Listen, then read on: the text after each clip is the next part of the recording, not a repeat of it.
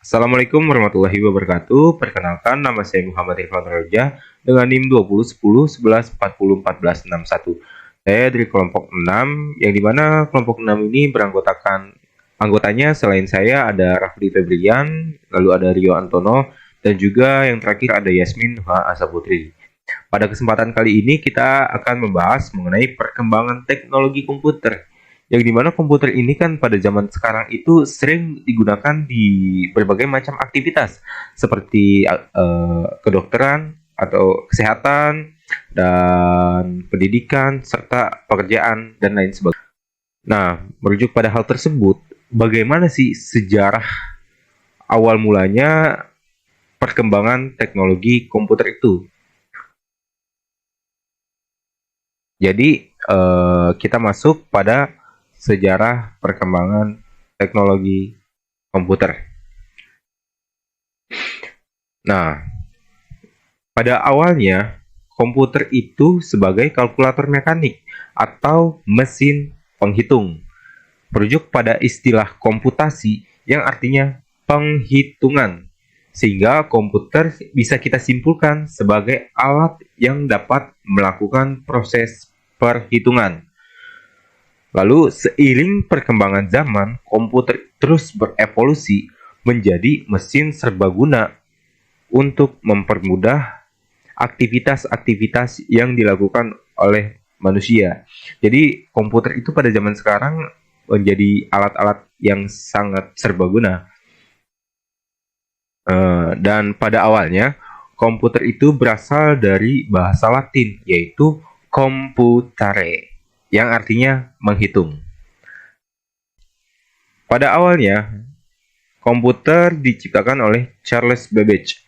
Jadi pada 1822 silam, ia menciptakan suatu mesin yang bisa menjalankan operasi perhitungan aritmatika. Metode ini lantas menjadi dasar dari pengembangan komputer yang kita kenal hingga saat ini. Lalu seperti apa sih mesinnya? Nah, mesinnya seperti di gambar tersebut, mesin ini dinamai dengan mesin analitis. Ia mampu melaksanakan apa saja yang bisa digunakan oleh kalkulator, yaitu melakukan perhitungan. Ya, jadi mesin tersebut, namun sayangnya pada sekitar abad ke-19-an, mesin tersebut tidak dapat diselesaikan atau dirampungkan oleh Charles Babbage dikarenakan pada saat itu teknologi belum maju. Yang kedua, ada John Vincent Atanasoff. Ia adalah seorang fisikawan terkenal karena dianggap sebagai penemu komputer digital elektronik pertama. Jadi Atanasoff menemukan komputer digital elektronik ini di Iowa State College pada tahun 1937.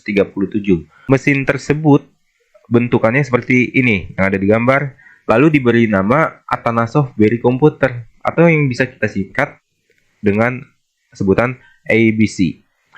ABC ini memiliki ukuran sebesar meja, lalu beratnya 700 pound, dan memiliki lebih dari 300 tabung vakum, dan berisi juga 1 mil kawat. Bayangkan dengan rumitnya komputer tersebut, itu hanya bisa menghitung sekitar satu operasi setiap 15 detiknya. Jika dibandingkan dengan komputer pada zaman sekarang, komputer zaman sekarang itu bisa menghitung sekitar 150 miliar operasi setiap 15 detiknya. Jadi Atanasoff Berry komputer ini adalah mesin komputer elektronik yang menjadi cikal bakal komputer-komputer pada zaman sekarang. Ilmuwan-ilmuwan terus mengembangkan komputer yang terdahulu hingga komputer yang canggih dan berguna pada zaman sekarang. Komputer pada zaman sekarang itu sangat berguna karena bisa digunakan di berbagai macam aktivitas seperti yang saya katakan di awal tadi. Jadi kita harus patut berterima kasih kepada ilmuwan-ilmuwan yang telah membuat ide-ide untuk membuat suatu mesin yang dapat melakukan operasi-operasi ini. Nah, selanjutnya masuk ke perkembangan generasi komputer. Jadi untuk perkembangan generasi komputer ini akan dilanjutkan oleh rekan saya, dan untuk saya pamit undur diri. Kurang lebihnya mohon maaf. Wassalamualaikum warahmatullahi wabarakatuh. Perkembangan generasi komputer dijelaskan oleh Rio Antono. Assalamualaikum warahmatullahi wabarakatuh. Di sini saya akan menjelaskan perkembangan generasi komputer. Komputer generasi pertama yaitu pada tahun 1940 sampai 1956. Electronical Numerical Integrator and Computer atau disebut dengan ENIAC. Komputer elektronik penuh pertama yang didesain agar Turing komplit, yang mampu diprogram ulang dengan cara mengatur ulang kabelnya agar dapat menyelesaikan segala jenis masalah perhitungan. Komputer generasi kedua itu pada tahun 1964 sampai 1991. Komputer dasar untuk komputer generasi kedua adalah teknologi transistor. Transistor dinilai jauh lebih efisien apabila dibandingkan dengan tabung vakum pada komputer generasi pertama. Bahasa pemrograman yang digunakan juga diganti menggunakan bahasa assembly dengan bahasa simbolik. Ini contoh gambar komputer generasi kedua seperti IBM 7000, Atlas, dan Mark II. Teknologi penyimpanan juga bisa berubah dengan drum magnetik menjadi magnetik. Perkenalkan, nama saya Rafli Febrian. Saya akan menjelaskan sedikit tentang komputer generasi ketiga dan komputer generasi keempat. Komputer generasi ketiga tahun 1965 sampai 1971. Pada generasi ketiga, komputer ini dibuat menggunakan komponen dasar IC atau Integrated Circuit. IC ini dibuat oleh seorang insinyur di Texas Instruments yang bernama Jack Kilby. Pada komputer generasi ketiga ini merupakan komputer pertama yang dapat berinteraksi dengan keyboard dan monitor. Komputer generasi keempat tahun 1971 sampai dengan sekarang. Pada generasi keempat, komputer menggunakan komponen dasar microprosesor atau chip microprosesor yang mengandung ribuan transistor. Salah satu perusahaan yang paling berpengaruh terhadap perkembangan chip microprosesor adalah Intel.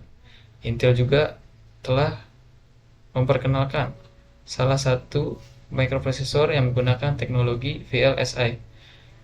VLSI ini ditemukan oleh Ted Hope yang merupakan seorang ilmuwan dari perusahaan Intel itu sendiri. Pada tahun 1971, IBM menciptakan komputer yang didesain khusus untuk kalangan rumahan. Macintosh adalah komputer yang dikeluarkan perusahaan Apple pada tahun 1985.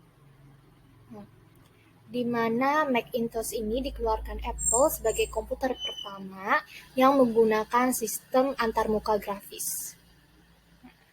Sistem antarmuka grafis, apa itu sistem antarmuka grafis? Adalah sistem di mana kita dapat berinteraksi secara langsung dengan perangkat komputer.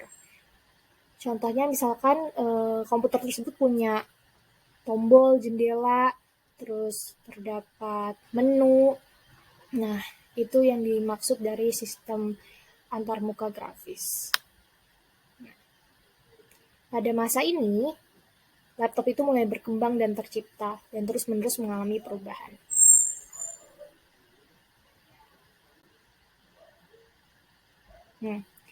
Ada komputer generasi kelima dari tahun 1990 hingga kini dan terus berkembang. Komputer generasi kelima ini sudah mengalami perkembangan teknologi yang jauh lebih pesat. Dapat dilihat dari bagaimana ada mikroprosesor yang teknologinya itu ULSI. Ya. Jadi teknologi USI ini dia pakai mikroprosesornya tuh yang teknologi yang lebih baik daripada sebelumnya. Nah, dan cirinya lagi itu sudah memiliki karakteristik yaitu AI. AI ini adalah kecerdasan buatan. Kecerdasan buatan yang mampu seperti layaknya manusia gitu. Cara menyelesaikan tugasnya tuh cerdas. Seperti itu kecerdasan buatannya.